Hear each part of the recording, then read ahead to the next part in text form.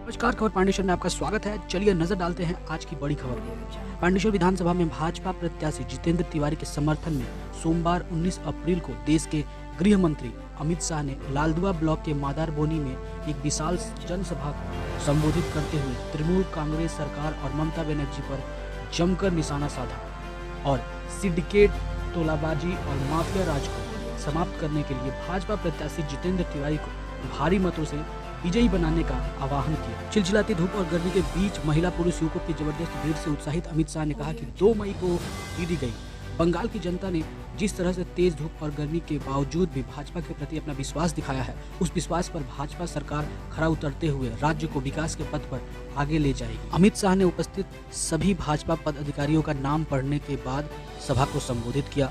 भाजपा प्रत्याशी जितेंद्र तिवारी ने अमित शाह को त्रिशूल भेंट करके स्वागत किया। इस अवसर पर मध्य प्रदेश के गृह मंत्री डॉक्टर नरोत्तम मिश्रा के हाथों कुछ टीएमसी के पंचायत सदस्यों और जिला प्रसिद्ध सदस्य ने भाजपा की सदस्यता ग्रहण किया। ये थी खबर पांडेश्वर की रिपोर्ट। मित्रों, ये वर्धमान जिला कोयला चोरी के लिए बड़ा प्रसिद्ध है ना, कोयला तस्करी के लिए बड़ा प्रसिद्ध है। अभी सीबीआई ने एक मिश्रा जी को पकड़ा और जैसे ही पकड़ा तुरंत दीदी के भाईपो मैदान में आ गए कि भाजपा वालों ने तृणमूल कांग्रेस के महासचिव को पकड़ा। अभी मैं परसों टीवी देख रहा था, दीदी कहती थी विनय मिश्रा से हमारा कोई लेन देन नहीं है, और उसी वक्त दूसरी चैनल में दीदी के भतीजे कहते थे कि विनय मिश्रा को प्रताड़ित किया था। हमें नहीं चाहिए 5 लाख रुपया। आपको चाहिए या नहीं चाहिए? जोर से बोलो भाई, चाहिए या नहीं चाहिए? दीदी नहीं देती, मगर आप चिंता मत करिए, हमारी पहली ही कैबिनेट के अंदर भारतीय जनता पार्टी की सरकार बंगाल के गरीबों को ये 5 लाख रुपए का फायदा पहली ही कैबिनेट के अंदर देने वाली है। मित्रों, पहली ही कैबिनेट। ये माताएं बहनें यहाँ इतनी सारी बैठी, घर में बच्ची बड़ी होती है, पढ़ाई लिखाई के लिए आप रखते हैं, तो मुझे बताइए फीस भरनी पड़ती है ना? भरनी पड़ती है, जरा जोर से तो बोलिए, भरनी पड़ती है ना? आप अब चिंता मत करिए, 2 मई के बाद भाजपा सरकार बनने के बाद कितने भी गरीब परिवार की हो या कितने भी समृद्ध परिवार की हो, कोई बेटी को केजी से पीजी तक फीस भरने की जरूरत नहीं। ये माताएं बहनें दीदी बैठी हैं, आप ट्राम में जाते हो, रेलवे में जाते हो, बस में जाते हो, कलकत्ते चले गए तो मेट्रो में जाते हो, टिकट लेनी पड़ती है या नहीं लेनी पड़ती है? लेनी पड़ती है ना? जरा जोर से बोले, लेनी पड़ती है ना? 2 मई को कमल फूल की सरकार ला दो, 2 मई के बाद पूरे बंगाल में किसी माँ बहन बेटी ने ट्रैवलिंग के लिए टिकट नहीं लेना है। ये सारे युवा खड़े हैं रोजगारी के लिए, महाराष्ट्र तक, हरियाणा तक, तमिलनाडु तक, गुजरात तक जाते हैं। भाई, बंगाल में आपको रोजगारी मिलनी चाहिए या नहीं मिलनी चाहिए? आपका अधिकार है या नहीं है? दीदी ने दी रोजगारी, दी है? अरे बोलो भाई, दी है?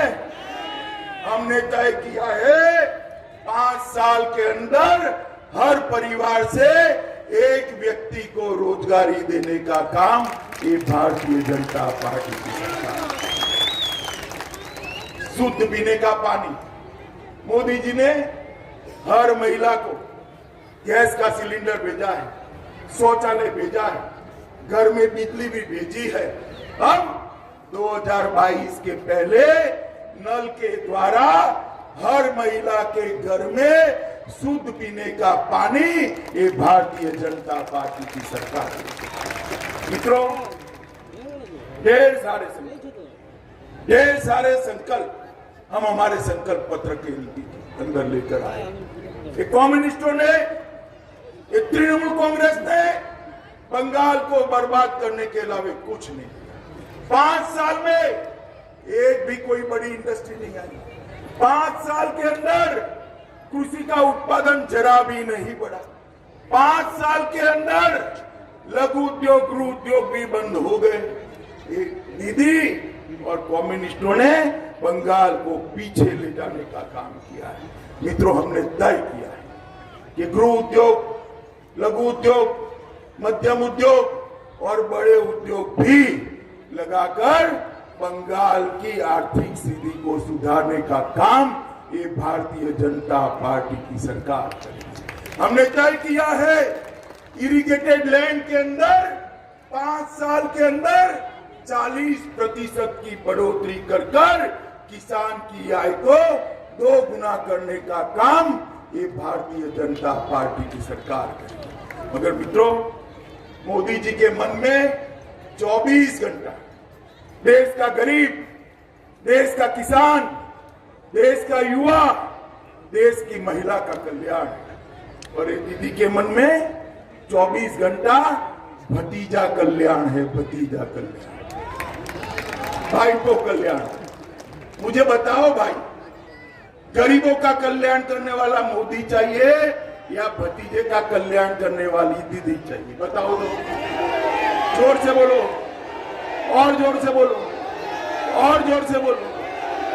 ये दीदी ना बंगाल को सुरक्षित रख सकती है, ना समृद्ध कर सकती है।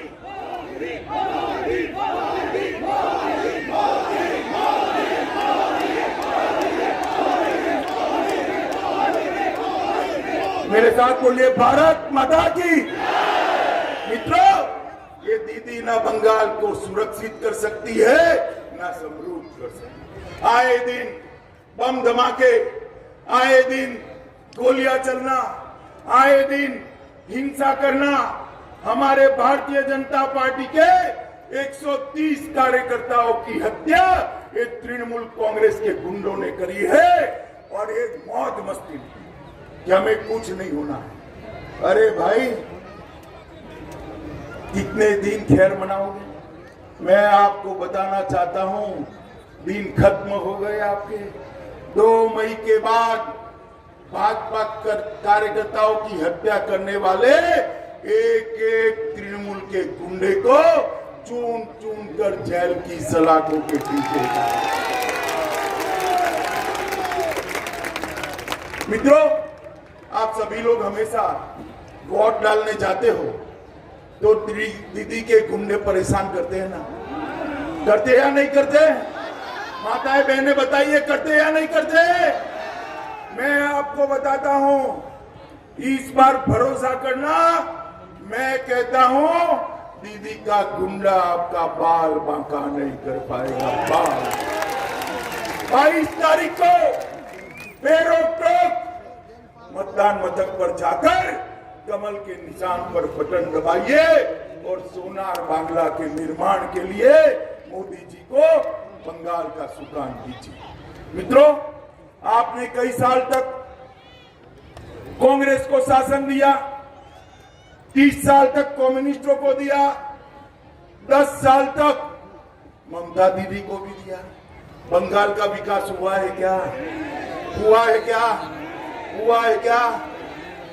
एक 5 साल नरेंद्र मोदी के हाथ में बंगाल दे दो, 5 साल में हम सोनार बांग्ला बनाकर आपके सामने। भारतीय जनता पार्टी ने जहां जहां शासन के सूत्र संभाले, हर जगह पे विकास हुआ, हर जगह पे शांति हुई, हर जगह पे समृद्धि आई और हर जगह पे रोजगारी आई। ये भारतीय जनता पार्टी की संस्कृति है। और तृणमूल कांग्रेस को 2 मौके दिए, बम धमाके, गोलियां, हत्याएं, इसके अलावा कुछ नहीं। मुझे बताओ माताओं, बहनों, भाइयों, जितेंद्र जी आगे आओ आप। हमारे प्रत्याशी जितेंद्र तिवारी को बड़े बहुमत के साथ जिताएंगे क्या? जिताएंगे।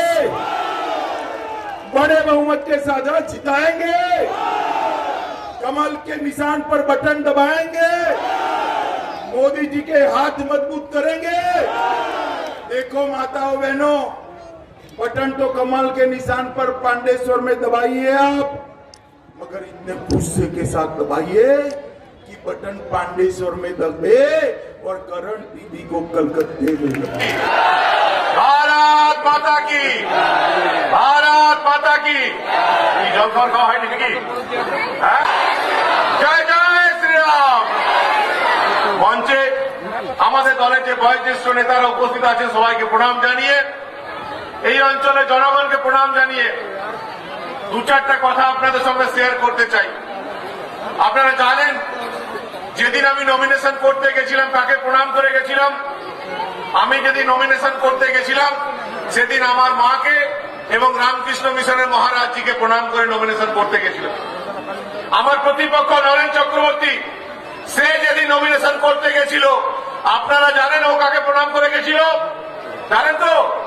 ওই বীরভূমে গুন্ডা অনুব্রত মণ্ডলকে প্রণাম করে ও নমিনেশন করতে গেছিল। আমি সবসময় প্রচারে ঘুরে বেড়াই, আমার ব্যাগ যদি আপনি চেক করেন, আমার ব্যাগে পাবেন বিস্কিট, আমার ব্যাগে পাবেন চকলেট, আর নরেন চক্রবর্তী ব্যাগ যদি চেক করেন ওটাতে পাবেন পিস্তল আর বমের মশলা। এটাই ওর সঙ্গে আমার ডিফারেন্স। আপনারা কাকে চান? যারা ব্যাগে বিস্কিট চকলেট নিয়ে ঘুরে, ভালোবাসা নিয়ে ঘুরে তাদেরকে চান, না যারা বম গুলি নিয়ে ঘৃণার পরিবেশ তৈরি করতে চায় তাকে চান? এই সিদ্ধান্ত আপনাদেরকে নিতে হবে। অনেকে বলছে, তৃণমূল কংগ্রেসের লোকরা বলছে আমি মির্জাফর। আমি বলি ভাই, মির্জাফর আমাকে বলো না, যদি বলতেই হয় আমাকে বিভীষণ বলো। বিভীষণ হয়েছি কেননা প্রভু রামের সাথ দেওয়ার জন্য, রাবণকে শেষ করার জন্য বিভীষণ হয়েছি।